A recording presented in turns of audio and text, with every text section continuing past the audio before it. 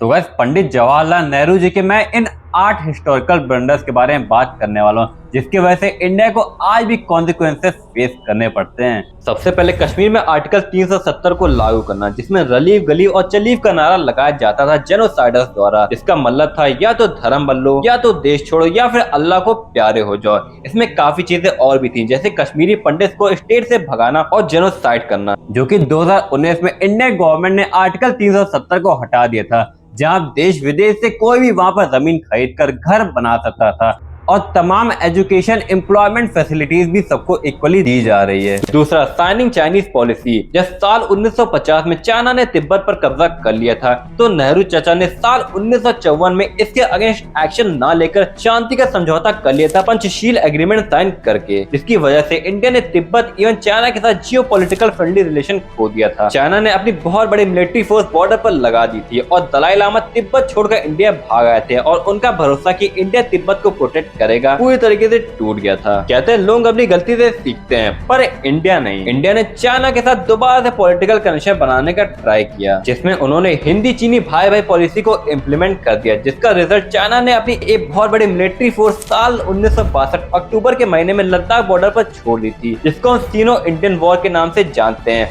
और यहाँ पे हमारी लाखों की तादाद में मिलिट्री फोर्स मारी गई। इसके ऊपर भी गवर्नमेंट ने काफी सारे स्टेप्स लिए हैं, और अब इंडियन गवर्नमेंट ग्लोबल ट्रस्ट बाकी कंट्रीज के साथ बनाना चाहती है एक्सेप्ट चाइना। तो हमारी सरकार ने उनके एप्लीकेशन से लेकर चाइनीज प्रोडक्ट्स तक बैन कर रखा है। चौथा, इंडस वाटर ट्रीटी को पाकिस्तान के साथ साइन करना। तो नेहरू चाचा ने साल 1960 में इंडस वाटर ट्रीटी साइन कर ली थी पाकिस्तान के प्रेसिडेंट अयूब खान के साथ, जहां इंडस रिवर भारत से होते हुए पाकिस्तान जाता था, जिसमें इंडस का 80% लगभग 135 मिलियन एकड़ फीट की वाटर सप्लाई पाकिस्तान के हाथों सौंप दी थी। जबकि 1965, 1971 और 1999 की लड़ाई के दौरान इंडिया के पास पूरा मौका था इस ट्रीटी को कैंसिल करके पीओके को इंडिया में शामिल करने का, पर इंडिया इतना दयावान था कि eastern rivers like Ravi, Beas और सतलुज जो इंडिया के हिस्से का होना चाहिए था, उसमें भी मेजॉरिटी हिस्सा पाकिस्तान के साथ कॉम्प्रोमाइज कर लिया। वहीं पाकिस्तान ने इंदस, झेलम और चिनाब जैसी रिवर्स का मेजॉरिटी कंट्रोल हासिल कर लिया था, जहां शुरुआत में पाकिस्तान के पीएम जिन्ना भारत को इंडस का मात्र 13% फ्लो ही देना चाहते थे, पर उस टाइम पाकिस्तान के पीएम जिन्ना के साथ वर्ल्ड बैंक ने एक समझौता किया और इंडिया को 20% पानी अलॉट कर दिया, ताकि आगे चल के इंडिया के साथ कोई एक्सप्लॉयटेशन ना हो सके। तो अभी गवर्नमेंट ने इसके ऊपर काफी बड़ा एक्शन ले लिया है, जैसे इंडस वाटर ट्रीटी को बॉयकॉट कर दिया है। Fifth blunder, implementation of licence राज।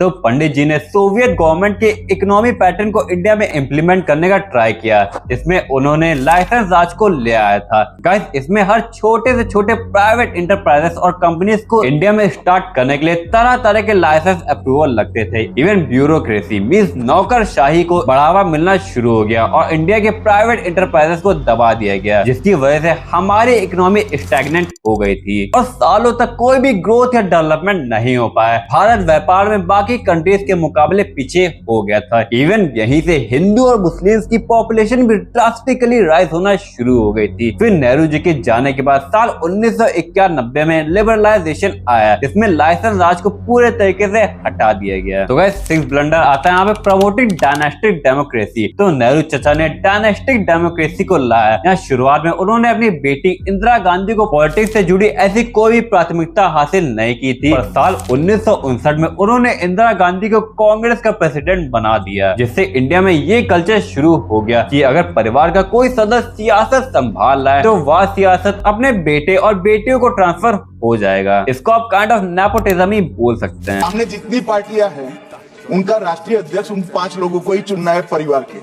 हमें माननीय अध्यक्ष जी करोड़ों सदस्यों में से 12-13 करोड़ सदस्य प्रक्रिया कर चुनना है तो देर लगती है, आपके यहाँ जरा भी देर नहीं लगेगी। तभी आज भी आप देखते होंगे राहुल गांधी को हर इलेक्शन में इस डायनेस्टिक डेमोक्रेसी की वजह से हार झेलनी पड़ती है। कोई उनको as a Indian prominent leader तो छोड़ो, किसी पर्टिकुलर स्टेट का लीडर तक नहीं बनाना चाहता। Seventh blunder, refusal of permanent UN security council seat. जहां साल 1950 में यूनाइटेड स्टेट्स भारत को यूएन सिक्योरिटी काउंसिल में परमानेंट सीट देना चाहता था, पर इसमें भी नेहरू चचा को खुजली होने लगी और ये ऑफर को रिजेक्ट करके सिक्योरिटी काउंसिल सीट को चाइना के हाथों सौंप दी, ये बोलकर कि इस सीट का प्रबल दावेदार भारत नहीं बल्कि रिपब्लिक ऑफ चाइना होनी चाहिए। और गाइस, इस ब्लंडर की वजह से इंडिया को आज भी काफी हिस्सों में चैलेंजेस फेस करने पड़ते हैं। लाइक चाइना वो सीट के बलबूते इंडिया के इंटरनेशनल इंटरेस्ट जैसे टेररिस्ट अटैक्स होने पर अगर इंडिया उन टेररिस्ट कंट्रीज इवेंट ग्रुप्स को ब्लैकलिस्ट करना चाहे भी तो चीन इंडिया को ऐसा करने नहीं देता, बल्कि इंडिया के लिए और प्रॉब्लम्स बढ़ा देता है। तो आज 2025 आ गया है, भारत ने चीन को उस पद से हटाने के लिए काफी सारे कैंपेन्स कर चुकी है, पर हर बार उन्हें नाकामयाबी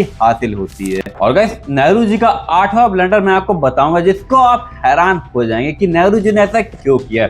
तो delay in integration of Goa, जहां आजादी के बाद पंडित जी के पास पूरा मौका था गोवा को यूरोपियन कंट्री पोर्टुगीज से हथियाने का, पर वो इस चीज को करने के लिए 15 साल लगा दिए। नेहरू ने कोई डिप्लोमेटिक एक्शन ना लेकर 15 सालों तक मिलिट्री एक्शन को रोके रखा। पर साल 1961 में जब जनता सचेत हो गई और मीडिया का प्रेशर पड़ने लगा, तब जाकर जवाहरलाल नेहरू ने मिलिट्री एक्शन लिया और गोवा एवं दमन एंड दीव को पोर्टुगीज से आजाद करा के भारत में शामिल कर लिया। ये का हिस्टोरिकल ब्लंडर में इसलिए माना जाता है क्योंकि नेहरू जी के आदर्श अपने देश की मिट्टी को दोनों हाथों से दूसरे कंट्रीज को लुटाया करती थी, जिसकी वजह से जो काम कुछ सालों में किया जा सकता था उसको करने के लिए भी भारत 10 से 15 साल लगा देती थी। देखो गाइस, काफी सारे ब्लंडर्स और भी किए थे नेहरू जी ने, ये सोच के कि हमारे पॉलिसी इम्प्लीमेंटेशन से इंडिया का फायदा हो सकता है। पर गाइस, वो ब्लंडर्स इतने ज्यादा बड़े थे कि हिस्ट्री में इन्हें नेहरू जी के 8 सबसे बड़े हिस्टोरिकल ब्लंडर्स को हाईलाइट किया गया है। तो गाइस, ऐसी इंफॉर्मेटिव वीडियोस देखने के लिए हमें सब्सक्राइब जरूर से कर लें।